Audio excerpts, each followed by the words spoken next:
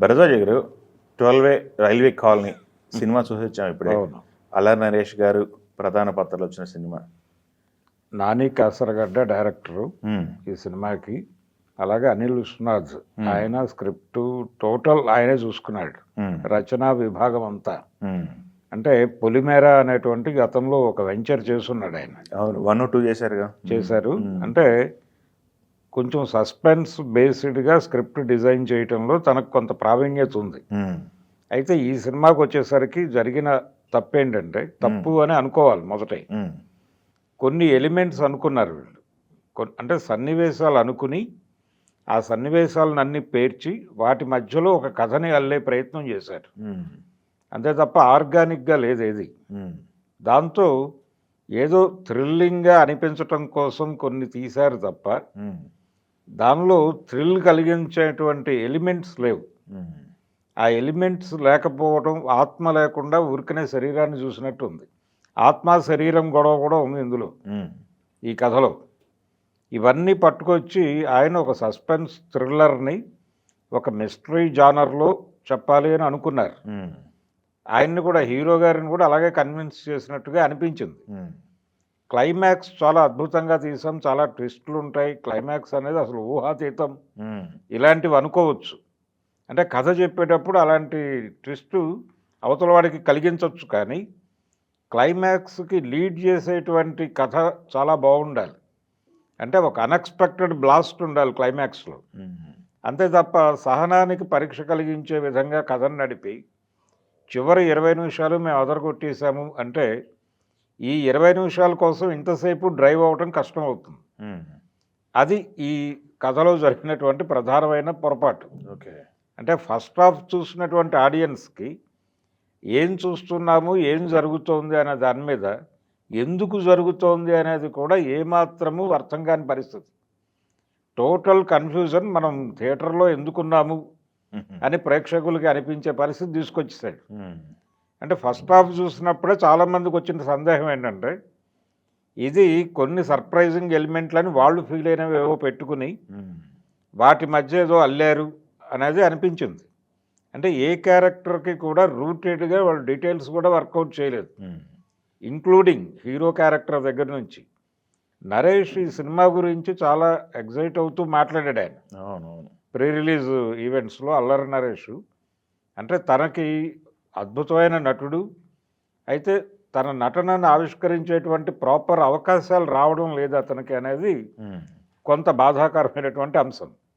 కొద్దో గొప్ప ఆయన ఇతర హీరోలతో కలిసి చేసినటువంటి సినిమాల్లో ఆయనకి ఒక ప్రత్యేకమైనటువంటి నటుడిగా ఎలివేట్ అయ్యే అవకాశాలు దొరికినాయి. అది గమ్యంలో కావచ్చు, లేకపోతే కావచ్చు, చాలా సినిమాలు. అంటే శంభో శివశంభో కూడా ఇతర హీరోలతో కలిసి చేసినప్పుడు ఇతని పాత్రలు ప్రత్యేకంగా డిజైన్ అయ్యి బయటకు వచ్చినాయి.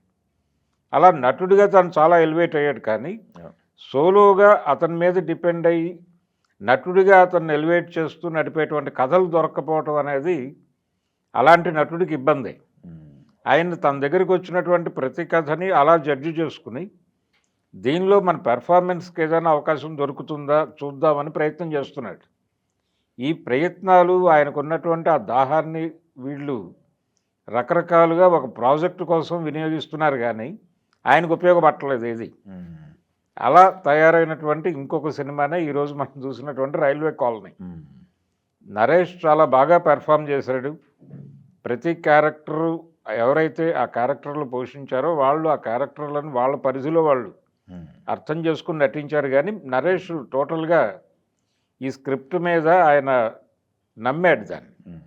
ఆ నమ్మకం కనిపించింది, కానీ ఏది కూడా కొత్త ఎలిమెంట్ లేదు దానిలో. అంటే వాళ్ళు అల్లుకున్నటువంటి కథలో ఇది ఇక్కడ ప్లేస్ చేద్దాం, ఇది ఇక్కడ ప్లేస్ చేద్దామని ప్లేస్మెంట్ ఏరియాలు మార్క్ చేసుకుంటూ వెళ్ళిపోయారు. కానీ ఇన్ టోటల్గా ఒక ఫీల్ కలిగించాలి ఆడియన్స్కి.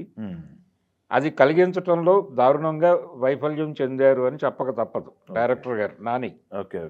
ఇంకొంచెం వర్క్ చేసి ఉంటే, అంటే అసలు టోటల్గా వాళ్ళు ఆడియన్స్కి సినిమా చూస్తున్నంతసేపు ఎలా ఉన్నప్పటికీ బయటకు వచ్చేటప్పుడు మీరు క్లైమాక్స్ సర్ప్రైజ్ అనుకున్నారు, కానీ వాళ్ళు నిజానికి అది సర్ప్రైజ్గా కూడా మిగలకపోవడానికి కారణం ఏంటంటే ఒక కన్విన్సింగ్ పాయింట్ లేదు దానిలో. ఉమ్, ప్రతి పాయింట్ గతంలో మాట్లాడేసిందే, గతంలో అనేక సినిమాల్లో మాట్లాడేసినవి తీసుకొచ్చి వీళ్ళు కీలకమైన అంశాలుగా మాట్లాడే ప్రయత్నం చేశారు. అది ఒక గందరగోళం. ఉమ్, ఆ గందరగోళానికి తోడు ఈ ప్లేస్మెంట్ గందరగోళం ఒకటి, అది కూడా ప్రేక్షకులకు అర్థమైపోతూనే ఉంది. అంటే ప్రతి సన్నివేశం ఇది ఎందుకు తీశాడు డైరెక్టరు, ఇది బలానా లింక్ అయి ఉండొచ్చు అని ఆడియన్స్కి అర్థమయ్యే పద్ధతిలోనే నడిచింది అది. దాంతో వీళ్ళు అనుకున్నటువంటి ఆ చివరి 20 నిమిషాలు, ఆ సర్ప్రైజింగ్ అనుకున్నటువంటి ఎలిమెంట్, అది కూడా సినిమాని నిలబెట్టగలిగేంత బలంగా లేదు. 2 గంటల సినిమానే ఇది అసలు. అవును, 2 గంటల సినిమానే. నిడివి తక్కువే ఉన్నప్పటికీ పాటలు ఇవన్నీ రకరకాలుగా నింపారు సినిమాని. 3 పాటలు ఉన్నాయి. అంటే నింపటం కోసం ప్రయత్నం చేస్తున్నట్టుగా కనిపించింది. ఈ నింపటం కోసం ఇప్పుడు ప్రారంభం నుంచి సినిమా నడిచే పద్ధతిలో ఆ రైల్వే కాలనీ, దాని ఏర్పాటు, ఆ వ్యవహారము, అది కూడా ఆర్గానిక్గా అనిపించలేదు జనాలకి. అలాగే అక్కడ ఇతను హీరో క్యారెక్టర్ చుట్టూ తిరిగేటువంటి ఫ్రెండ్స్ క్యారెక్టరు, ఆ క్యారెక్టర్లు వాటికి మోటివ్ ఏమిటి అనేవి కూడా డీటెయిల్స్ వర్కౌట్ చేయకపోవడంతో ఏదో గాల్లో జరుగుతున్నట్టు ఉంటుంది ప్రతి సన్నివేశం. ఎందుకున్నారు వారు అక్కడ అనేది ప్రేక్షకులకి ఏదో మేరకు అర్థం కావాలి కదా. అటువంటి స్ఫురణ కలిగించేటువంటి అంశాలు కూడా అందులో కనిపించలేదు. దాంతో టోటల్ కథ గాల్లో నడుస్తూ ఉంటుంది, ఎక్కడా నేల మీద నిలబెట్టే ప్రయత్నం జరగలేదు. అలాగే వాళ్ళు ప్రతి క్యారెక్టరు, హీరోయిన్ క్యారెక్టరు, అందులో కొంత మిస్టీరియస్ ఎలిమెంట్స్ ఏవో పెట్టి ఆడియన్స్ని కన్ఫ్యూజ్ చేయాలనుకున్నారు, కానీ అది కూడా ప్రాపర్గా వర్కౌట్ అవ్వలేదు. వర్కౌట్ కాకపోవడానికి కారణం ఏంటంటే తను ఆ సన్నివేశాలను కల్పించిన పద్ధతిలో గందరగోళం ఉండటం, నిలబెట్టకపోవడం. ఇంకొంచెం సస్పెన్స్ క్రియేట్ చేసి ఉండొచ్చు. అంటే ఆ హీరోయిన్, మదర్, ఆ 2 క్యారెక్టర్లకి వెనకాల ఏదో బ్యాక్ స్టోరీ ఉందని చెప్తాడు. ఆ బ్యాక్ స్టోరీని ఇంకొంచెం సస్పెన్స్ క్రియేట్ చేసి ఉండొచ్చు.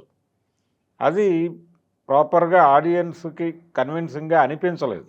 అదే మర్డర్ మిస్టరీ ఉంది దీనిలో, ఇన్వెస్టిగేషన్ ప్రోగ్రామ్ ఉంది. సాయి కుమార్ లాంటి పవర్ఫుల్ గతంలో పోలీస్ ఆఫీసర్ పాత్రలకి ఆయనే బ్రాండ్ అంబాసిడర్ అన్నటువంటి ఆయన్ని తీసుకొచ్చి చేయించారు. ఈ ఇన్వెస్టిగేషన్ ఆఫీసర్ క్యారెక్టరు అన్నీ కూడా డొల్లగా తయారైనాయి సినిమాలో. అందుకని ఇది ఒక విఫల ప్రయత్నంగానే మిగులుతుంది. ఓకే, ఆడియన్స్ని మెప్పించటం కోసం నటుడిగా నరేష్ అయితే కష్టపడ్డాడు, కానీ ఈ సినిమా ఫలితం తేడా అయ్యేటువంటి పరిస్థితే ఉంది. ఓకే, ఆడియన్స్ని కథతో కనెక్ట్ చేసుకోవటంలో ఫెయిల్ అయ్యారు వాళ్ళు. ఓకే, వ్యాపార పరంగా ఇన్ని ప్లాట్ఫామ్స్ ఉన్నాయి కాబట్టి అతనికి ఉన్నటువంటి ఇమేజ్ మీద కొంత వర్కౌట్ చేసుకోవచ్చు, కానీ సినిమాగా అతనికి ఉపయోగపడే సినిమా అయితే కాదు ఇది. Okay, thank you.